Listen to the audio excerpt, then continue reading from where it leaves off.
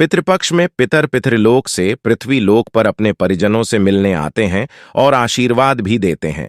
इसलिए पितृपक्ष में कुछ ऐसी बातें हैं जो हमेशा ध्यान में रखनी चाहिए। दोस्तों, किसी भी प्रकार का आधा अधूरा ज्ञान हानिकारक होता है, अतः आपसे निवेदन है को वीडियो पूरा देखें और पसंद आए तो हमारा मनोबल बढ़ाने के लिए चैनल को सब्सक्राइब करें और वीडियो लाइक करें। साथ ही इस वीडियो को अपने रिश्तेदारों को भेजें। आइए दोस्तों, शुरू करते हैं। भाद्रपद शुक्ल पूर्णिमा से आश्विन कृष्ण अमावस्या तक 16 दिनों को पितृपक्ष कहा जाता है। शास्त्रों में मनुष्यों पर उत्पन्न होते ही 3 आरण बताए गए हैं: देवहरण, आर्षिरण और पितृऋण। श्राद्ध के द्वारा पितृरारण से निवृत्ति प्राप्त होती है।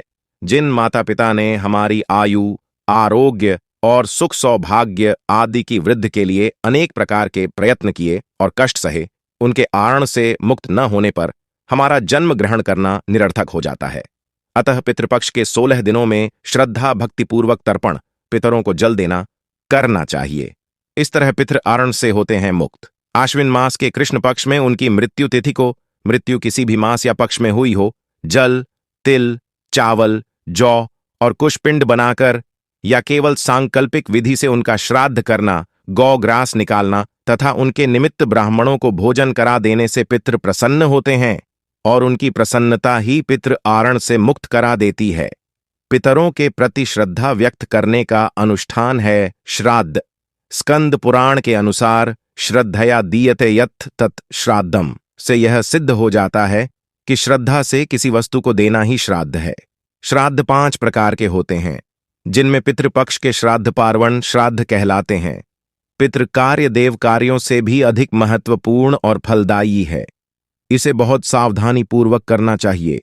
पृथ्वी लोक पर आते हैं पितर।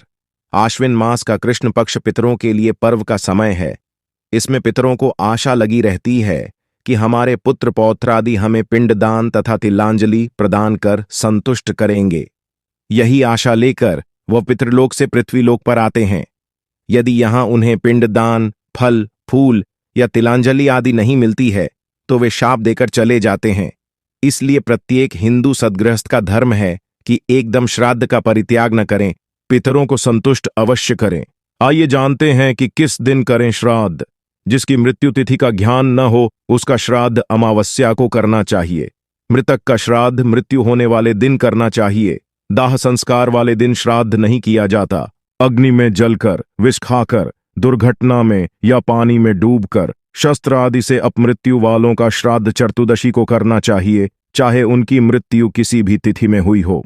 आश्विन कृष्ण पक्ष में सनातन संस्कृति को मानने वाले सभी लोगों को प्रतिदिन अपने पूर्वजों का श्रद्धापूर्वक स्मरण करना चाहिए।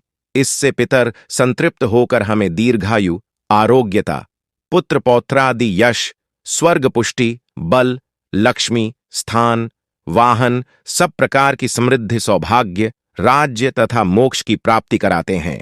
जाने श्राद्ध के प्रतीक। जहां तक श्राद्ध के प्रतीकों का सवाल है, इनमें कुश, तिल, यव गाय कौवा और कुत्ता श्राद्ध के तत्व के प्रतीक के रूप में माना जाता है। कुशा के अग्रभाग में ब्रह्मा, मध्य में विष्णु और मूल भाग में भगवान शंकर का निवास माना गया है। कौवा यम का प्रतीक है जो दिशाओं का फलित बताता है, इसलिए श्राद्ध का एक अंश इसे भी दिया जाता है।